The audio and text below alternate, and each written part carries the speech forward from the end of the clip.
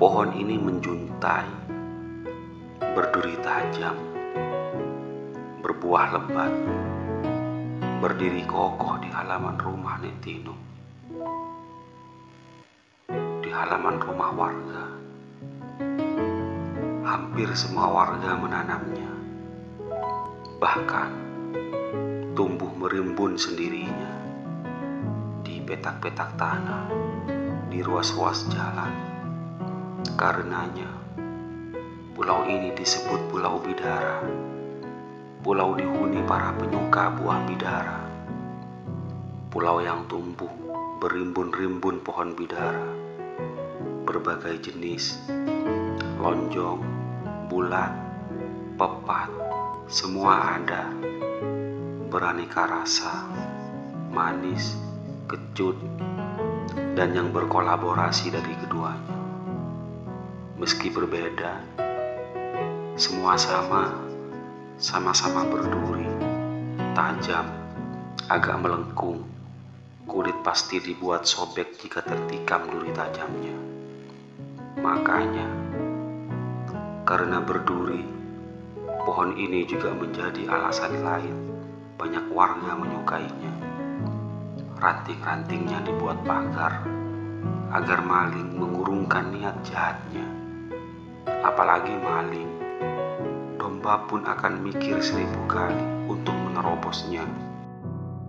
Dulu, 2 tahun yang lalu, sewaktu aku duduk di bangku kelas 2 SD, Nek Tino bilang, pohon bidara ini dari puncak hingga ke akar, semua berguna. Ranting berdurinya, kayunya, akarnya, semua aku tahu kegunaannya. Buahnya apalagi, bijinya dibuat kalung.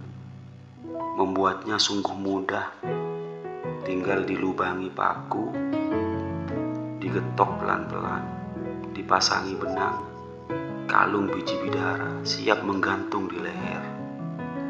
Kadangkala dibuat biji tasbih dan banyak dijumpai di surau-surau. Cara buatnya sama seperti membuat kalung. Lebih menarik lagi jika dicat dengan pewarna alami yang diambil dari tumbuhan sekitar. Aku sering membantu Kek Tino membuat tasbih biji buah bidara sewaktu ia masih hidup. Tapi daunnya, aku menanyakannya pada Nek Tino. Nek Tino menjawab, buat ramuan segala macam penyakit. Namun gumamku heran, kenapa gatal-gatal di kepalaku tidak kunjung Nek Tino obati pakai daun bidara. Akhirnya, pada keesokan harinya, selepas aku tahu manfaat daun bidara untuk mengobati semua macam penyakit, seperti kata Nek Tino kemarin itu, aku oleskan kulit kepalaku dengan rebusan air daun bidara. Bahkan, aku buat keramas. Bukan sembuh yang didapat, namun tambah parah. Setelah tahu gatal-gatal di kepalaku kian parah lantaran dirinya yang asal jawab, Nek Tino memberiku saran lain. Bukan direbus, tapi ditumpuk halus, kemudian dicampur dengan tumbuhan lain. Apa itu, Nek? Tanyaku penasaran. Kamu tak akan tahu, itu susah nyarinya. Jawabnya sekenanya. Walau kau menaikinya setinggi puncak, kau tak akan jatuh. Sebab hantu-hantu, jin-jin, dan para dedemit tidak akan mengganggumu. Meski kau bergelayut dan bergelantungan seperti tupai seharian di atas sana, jin-jin, dedemit, dan semua kroni-kroninya tidak suka mendiami pohon bidara. Begitu Cak Acis menjelaskan beberapa hari yang lalu. Aku manggut-manggut. Dalam hati aku percaya. Mungkin karena itu pula pohon bidara ditanam di halaman rumah. Mungkin pula pula karena berduri, hantu-hantu tidak berani membangun hunian di atas pohon bidara. Karena penjelasannya itu, aku kian berani menaikinya. Cak Acis sering menyuruhku naik ke puncak buah bidara, rumah Cak Edi, karena rasanya yang paling manis sepulau ini. Dia tidak bisa naik, lebih tepatnya hobi ketinggian. Cak Acis, banyak durinya, bajuku banyak yang sobek nih. Aku teriak. Jika aku teriak begitu, maka Cak Acis memutar ulang jawaban yang sudah-sudah. Semakin sobek bajumu, hantu-hantu semakin tak berani mendekatimu. Teriaknya dari bawah. Terus goyangkan Cong, teriaknya lagi. Buah bidara berjatuhan. Bunyinya serupa reruntuhan atap gedung.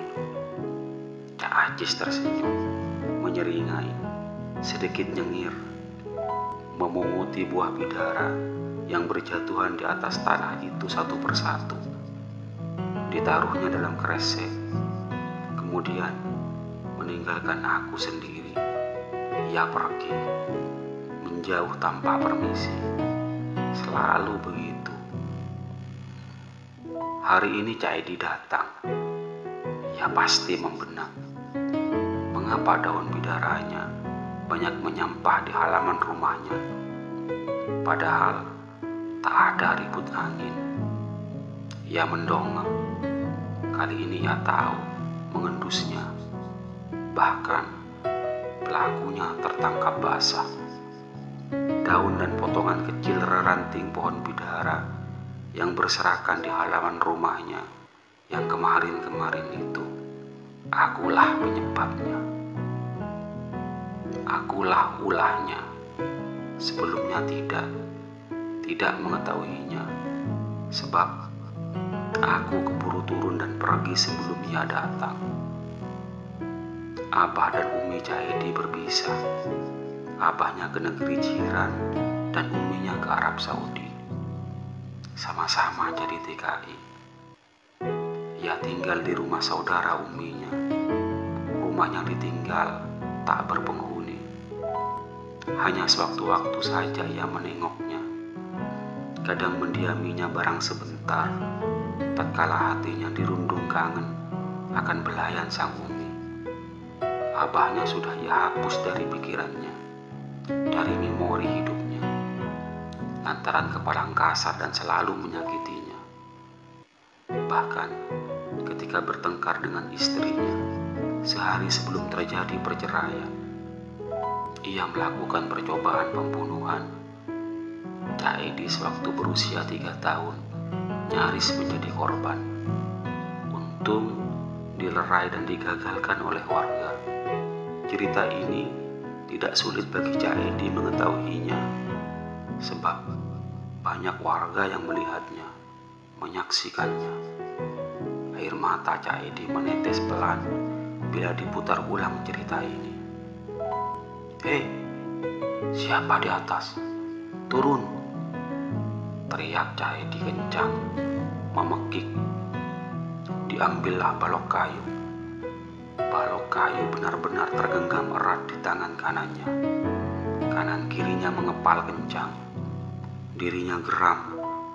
Dua sisi gigi gerahamnya atas bawah benar-benar bertemu, mengerat.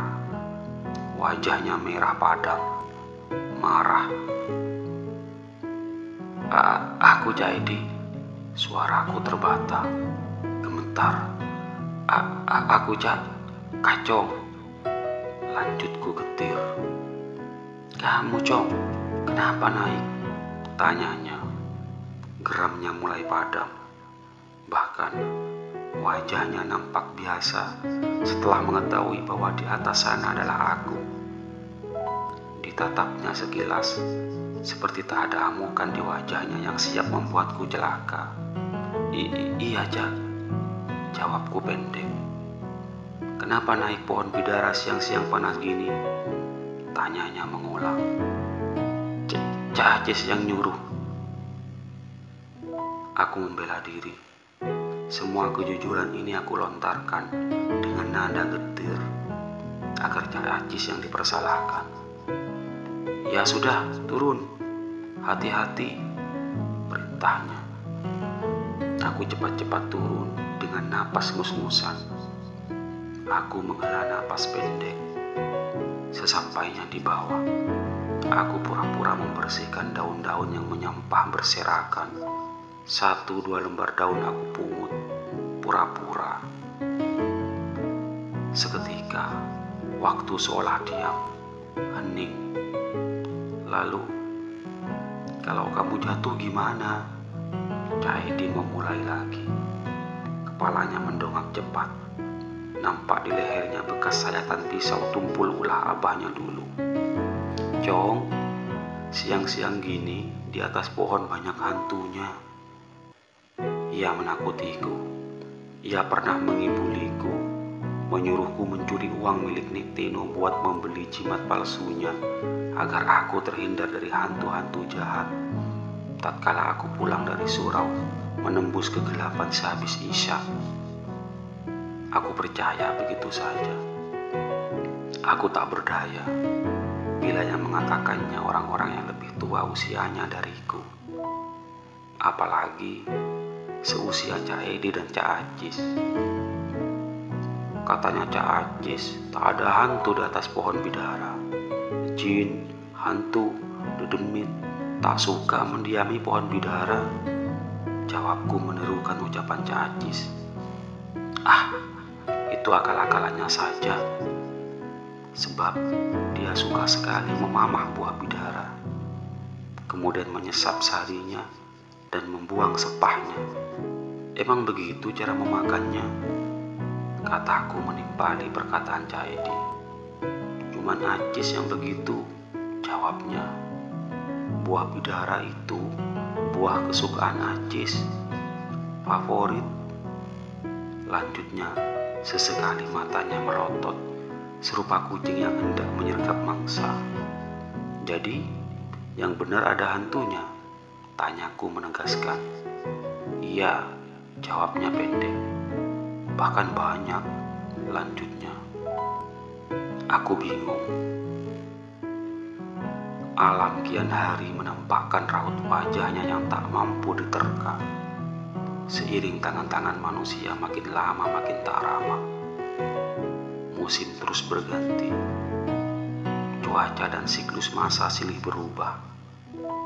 Namun, musim banyak buah bidara yang dulunya banyak yang berguguran seluas halaman selepas hujan separuh tahun melanda, tak kunjung datang juga.